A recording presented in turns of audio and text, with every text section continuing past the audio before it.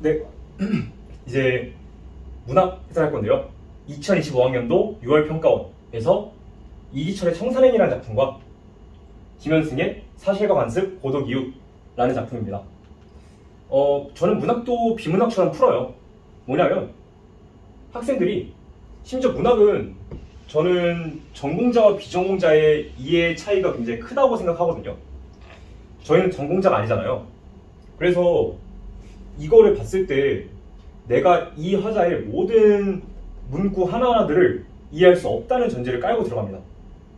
그래서 첫 번째로는 이 화자가 뭘 말하고 있는지, 그리고 두 번째로 뭘 말하고자 하는지, 이 정도만 봐요. 100% 이해하지 않습니다. 그거는 뭐 저도 전공을 배워봐야 아는 거겠지만 어쨌든 학생들은 할 수 없을 거라고 생각해요. 그래서 물론 봤던 지문이라면 그럴 수 있겠죠. 근데 저는 모든 작품들을 처음 접한다고 전제를 깔고 수업하기 때문에 자, 보겠습니다. 가를 읽어볼게요. 손은 들고 떠나가 미련은 없다. 며칠째 청산에 와 발을 푸니 흐리던 산길이 잘 보인다. 그렇구나. 그렇게 넘어갑니다. 그냥 한번 훑는 거예요. 작품을. 그래서 그냥 뭐 돌들과 함께 누워서 세상을 알아보지 않은 것들과 함께 잠들고 싶다. 그냥 그렇게 한번 넘깁니다. 자, 나시. 나는 차를 앞에 놓고 고즈넉한 저녁에 홀로 마신다. 내가 좋아하는 차를 마신다. 너 차 좋아해? 그렇구나. 물에게 물은 물일 뿐, 소금 물일 뿐, 나에게도 나는 나일 뿐, 이제는 차를 마시는 나일 뿐, 그렇구나. 넘어갑니다. 제가 MBTI가 T가 100% 나오기 때문에 화자에 공감한다거나 감정을 이입하는 걸 할 수가 없어요. 물론 하려면 할 수 있겠지만 저는 감정의 이입이라거나 공감이라는 걸 되게 경계하는 게 잘못 이입해버리면은 그 리스크를 누가 감당합니까? 화자가 좋아하는 거를 내가 나는 싫은데? 하고 잘못 이입할 수도 있잖아요. 그래서 공감이나 그런 걸 좀 싫어하는 편인데 일단 그래도 보겠습니다. 1번 가는 인격화한 대상을 통해서 화자의 심리를 내포하고 있다. 인격화했다는 거는 인격이 없는 대상한테 인격을 부여했다는 거죠. 가시 볼까요? 보니까 허우적거리는 여울물? 여울물은 허우적거리는 대상이 아니죠, 원래는. 근데 허우적거린다고 했으니까 인격 부여 맞는 말이고요. 때까치가 순결해진다? 이것도 어쨌든 까치를 사람이라고 생각하고 순결해진다고 화자가 직접 말을 한 거죠. 그리고 뭐 맨살 비비는 돌들, 여기서 체크를 하셔야죠. 아무리 못 봐도 돌이 살이 어디 있습니까? 그래서 인격화를 하고 있어요. 2번 나는 대상을 한정하는 어휘들을 사용해서 주제의식을 강조하고 있다. 나와볼까요? 대상을 한정하는 어휘? 뭐가 있을까요? 사실일 뿐. 사실일 뿐이다. 물은 물일 뿐. 소금 물일 뿐. 나는 나일 뿐. 이미 끝났죠? 대상을 한정하는 어휘들을 사용하고 있습니다. 그리고 글을 통해서 주제를 강조하고 있죠. 맞는 말이고요. 3번은요. 가는 나와 달리 공간의 이동에 따라서 포착된 사물을 통해 화자의 태도를 드러내고 있다 라고 했습니다. 공간의 이동이요. 청산에와 발을 풀었대요. 이동이죠. 남방으로 가다 길을 놓쳤대요. 이동이죠. 그렇대요. 어쨌든 이동을 했죠. 근데 나는요.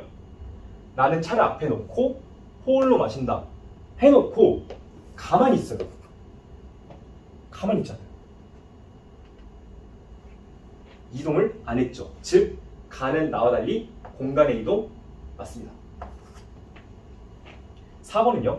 나는 가와 달리 화자를 거듭 명시하면서 시상을 전개하고 있다. 그럼 볼까요?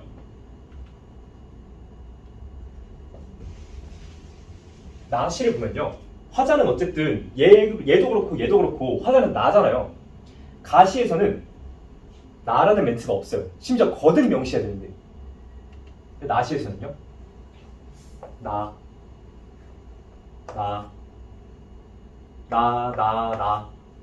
내 거듭 명시했죠? 4번도 맞는 말입니다. 답은 5번이에요. 그럼 5번이 뭔데요? 자, 가완하는 모두 자연머리 화자의 정서를 투영함으로써 친밀감을 드러내고 있다. 보일까요? 가에서는요, 여울물, 빽같이, 나무들, 돌들, 심지어 걔네 함께 누워서 세상을 알아보지 않은 것들과 함께 잠들고 싶다. 얘네와 함께 하고 싶다. 친밀감을 드러내고 있는 거죠. 근데 나는요, 뭐 나온 자연물이 참새, 들국화, 뭐 물 이런 게 있겠죠. 근데 여기서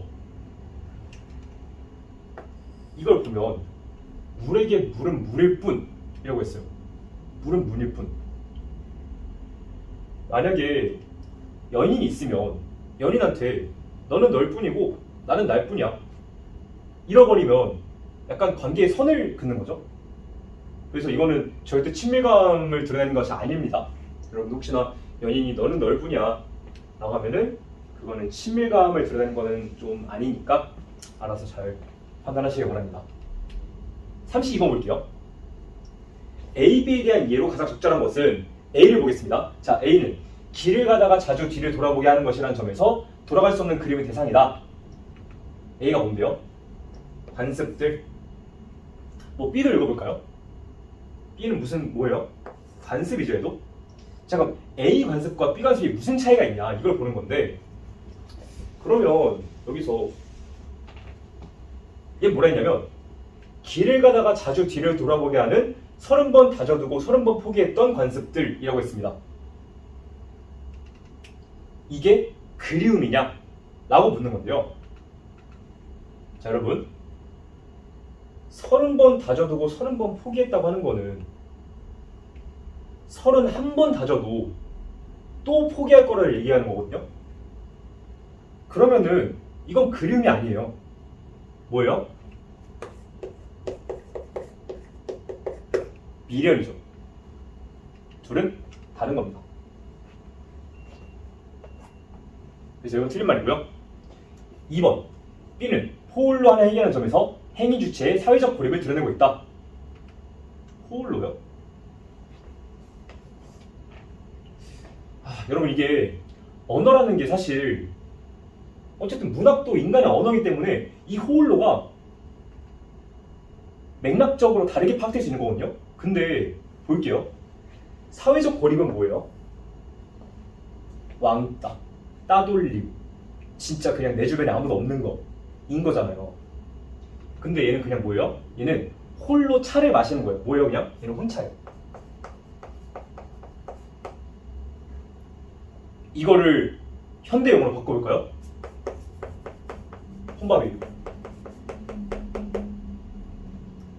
여러분들 친구가 다들 있으실 거예요. 근데 친구 있어도 꼭 그 친구랑만 같이 밥을 먹지 않잖아요. 혼밥도 하잖아요.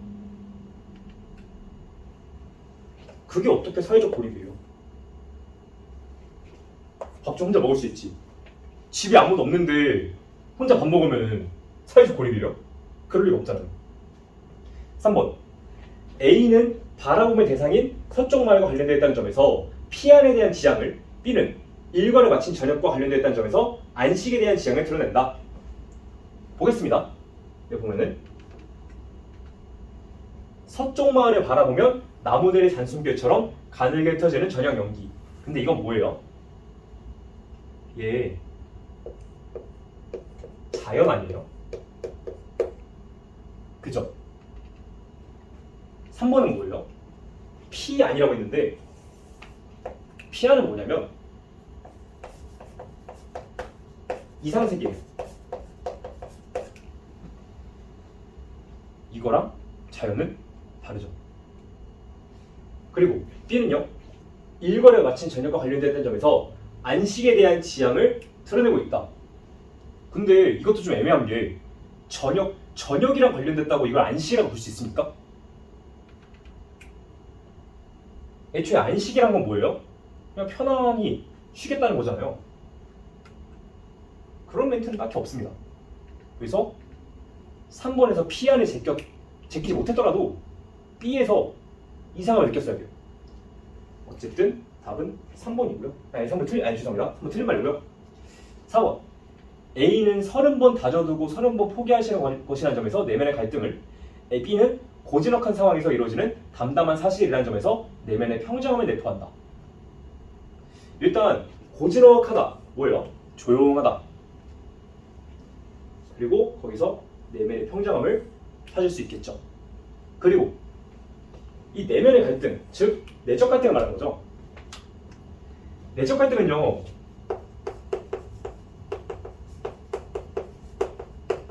여러분들 이제 내적 갈등이 있고 외적 갈등이 있는데, 내적 갈등은요 그냥 고민,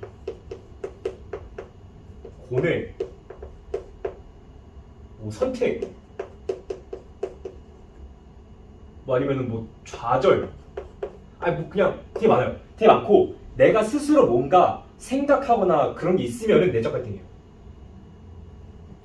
이거를 모르시는 분들이 많더라고요. 되게 범주가 넓습니다. 외적 갈등? 그냥 뭐 둘이 진짜 말 그대로 우리가 아는 갈등인 건데, 내적 갈등은 내가 뭔가 스스로 생각하면은 내적 갈등이에요. 그러니까 정확히 약간 고민 같은 느낌이 들면. 아무튼 그래서 4번입니다. 5번은요. A는 사물들을 내려다보아 촉발된 것이라는 점에서 자기연민의 성격을, 여기서 틀렸죠. 왜냐하면 자기연민이라는 것은 나를 불쌍하게 여기는 건데, 여기 보면 아니 이거를 내가 다져두고 내가 포기한 건데 이거를 자기연민이라고 해버리면 약간 그런 거죠. 그 재수를 내가 결정한 건데 나는 불쌍해. 아니죠. 안 돼요. 안 됩니다. 33번. 기억부터 미움에 대한 예로 적절하지 않은 것.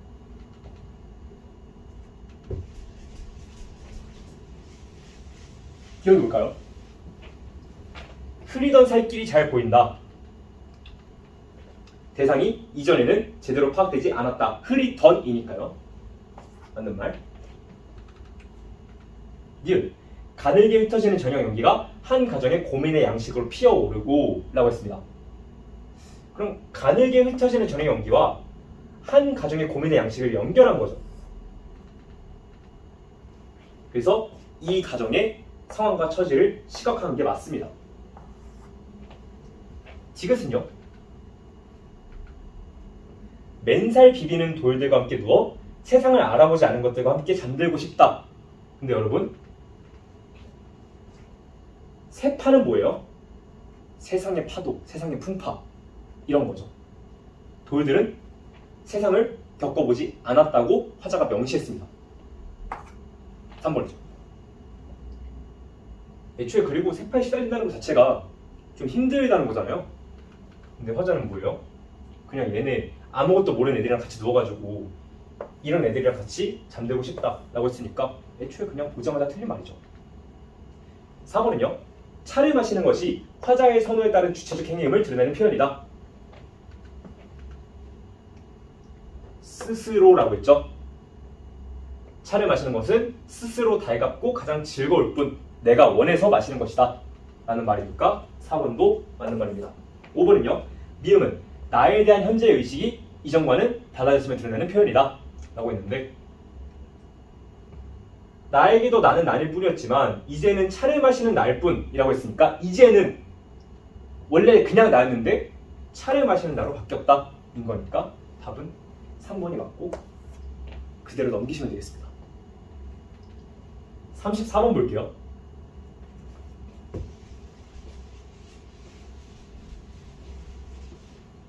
자, 보기를 읽어야 되냐 말아야 되냐 하는 친구들이 많은데, 보기는요 평가원이 제공하는 내비게이션 같은 거예요. 내가 아는 길이에요. 내가 아는 길이면은 그냥 혼자 가. 그러고 맞게 왔는지 확인하기 위해서 내비를 보잖아요. 그런 용도고, 만약에 내가 모르는 길이다, 시가 진짜 막 난해하다, 그럼 그때는 내비의 도움을 받아서 시의 방향성을 잡고 들어가도 됩니다. 그러니까 이것도 마찬가지예요. 저는 국어 자체는 되게 자유로워야 좀 성적이 오른다고 생각하는데, 너무 한 가지 방향으로 매몰되는 순간 되게 이상한 사고를 하게 되거든요. 그래서 너무 고정관념에 갇히지 마세요. 여셔야 됩니다. 볼게요. 자, 보기. 자연과 절대자는 각각 인간에게 안식을 주거나 인간과 세계를 규정하는 중요한 증거로 인식되어 왔다. 가는 세속의 일상을 떠나 자연에 들어온 화자가 점차 자연에 동화되어가는 과정과 심리 상태를 그리고 있다. 오케이. 나는 자신과 세계 인식의 중거였던 절대자와의 관계를 회의하고 자신이 경험한 사실에 기초해서 존재를 인식하겠다는 태도를 표명하고 있다. 오케이. 보겠습니다. 1번. 가의 쓰다둔 편지 구절과 버린 칫솔을 생각한다라는 것은 자연에 온전히 동화되지 못하는 화자의 심리를 보여주는 것이겠군. 볼까요? 인가를 내려다보면서 쓰다둔 편지 구절과 버린 칫솔을 생각한다. 쓰다둔 편지 구절과 버린 칫솔은 자연물이 아니잖아. 자연에 있는 게 아니잖아요. 그러니까 자연에 온전히 동화되지 못하는. 맞습니다. 2번은요. 나의 차를 마시는 행위가 내가 아는 내게 대한 모든 것에 대한 모든 것으로 확장되는 것은 경험적 사실을, 이게 내가 아는 인 거죠. 경험적 사실을 나와 모든 존재들에 대한 인식의 유일한 근거로 삼겠다는 의식이 반영된 것이겠군. 맞는 말입니다. 그 다음에 3번. 가의 발의 푼이 잘 보인다는 것은 화자가 자연에 친숙해지는 심리 상태를, 나의 앞으로 남은 10년을 더 살든지 죽든지는 절대자에 대해 회의하고 현실에 얽매이지 않겠다는 태도를 드러내고 있겠군. 이거 되게 중요해요. 봅시다. 3번. 앞의 문장. 발의 푼이 잘 보인다. 발을 푸니까 잘 보인다. 흐리던 산길이 잘 보인다. 그래서 원래 안 보였는데 청산에 와서 발을 푸니까 잘 보인다. 즉 자연에 친숙해지고 있는 상태가 맞는 거죠. 문제는 얘인데, 자, 보기에서 뭐라 했냐면 절대자와의 관계를 회의한댔어요. 근데 선지는 절대자에 대해 회의한댔거든요. 그게 그거 아닌가요? 라고 해버리면 제가 할 말이 좀 많은데, 예시를 들어볼게요. 제가 만약에 오수생이라고 칩시다. 오수생인데 제가 여친이 있어요. 그럼 안 되는 거지만 여친이 있어요. 자, 그러면은 제가 여친이랑 만나긴 해야 될 거 아니에요. 만났어요. 이렇게만 만나다가 갑자기 이러면 안 될 것 같은데? 나 공부해야 되는데? 이런 생각이 들면은 저는 그 관계에 대해 회의적인 입장을 갖는 거잖아요. 왜냐면은 애초에 지금 공부해야 되는 오승 입장인데 연애를 해버리면 그 연애 관계는 저한테 올바르지 못한 관계인 거잖아요. 맞죠? 근데 그렇다고 해서 제가 여자친구라는 존재를 싫어하는 겁니까? 아니죠. 여자친구는 좋은데 여자친구와의 그 관계를 회의적으로 보는 거죠. 절대자, 대상을 회의하는 것과 대상의 관계를 회의하는 것은 엄연히 다른 겁니다. 문학이라는 게 어쨌든 사람이 쓴 거기 때문에 저희 일상이랑 똑같을 수밖에 없어요. 당연한 겁니다. 그래서 어쨌든 답은 3번이고요. 4번은요. 가의 여울물과 때까치들에는 자연에 들어서 느끼는 화자의 심리가 투사되어 있음을, 나의 참새의 떨어짐이 누구에 의한 것이 아니라는 데에서 절대자와의 관계에 대한 회의가 드러나는 있음을 알고 수 있겠군. 여기서 여울물과 때까치 얘네를 봐서 자연에 들어서 느끼는 화자의 심리가 투사되어 있는 거죠.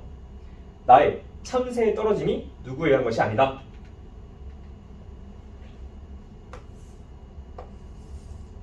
이 누구는 뭘 말하는 거겠어요? 절대자를 말하는 거겠죠. 근데 얘네는 절대자가 시켜서 떨어지는 게 아니란 소리예요. 즉 절대자와의 관계를 회의하고 있는 거죠. 마지막 5번입니다. 가의 이 세상을 알아보지 않은 것들과 함께는 자연에 동화되려는 태도. 이거는 사실 맞는 말이죠. 그냥 나의 물은 물일 뿐은 경험적 사실로만 대상을 인식하겠다는 태도를 드러내는 것이겠군. 그렇죠. 그리고 아까 말씀 못 드린 게 있는데 3번에서 이거를 몰랐다고 칩시다. 이것도 사실 맞다고 볼 수 없어요. 왜냐? 보기에서 뭐라 했냐면요. 자신이 경험한 사실에 기초하여 존재를 인식하겠다는 태도를 표명하고 있다 라는 말은 현실을 의식하겠다는 거거든요. 근데 얽매이지 않겠다? 이것도 약간 애매하죠. 아무튼 그래서 답은 3번입니다. 해서 저는 문학 풀 때도 그냥 어쨌든 사람이 쓴 거니까 사람이 충분히 해석할 수 있는 거거든요. 근데 딱 거기까지 너무 깊게 들어가면 좀 과해석할 수가 있어요. 과몰입이라고 하죠. 독서도 그렇고 문학도 그렇고 과몰입이 정말로 위험하기 때문에 너무 딥하게 들어가지 않는 것을 추천드립니다. 저희가 할 수 있는 것과 할 수 없는 것, 그거를 구별하게 만들어주는 것이 제 수업의 목표가 되겠습니다. 아무튼 문학까지 해서 수업 마치겠습니다. 감사합니다.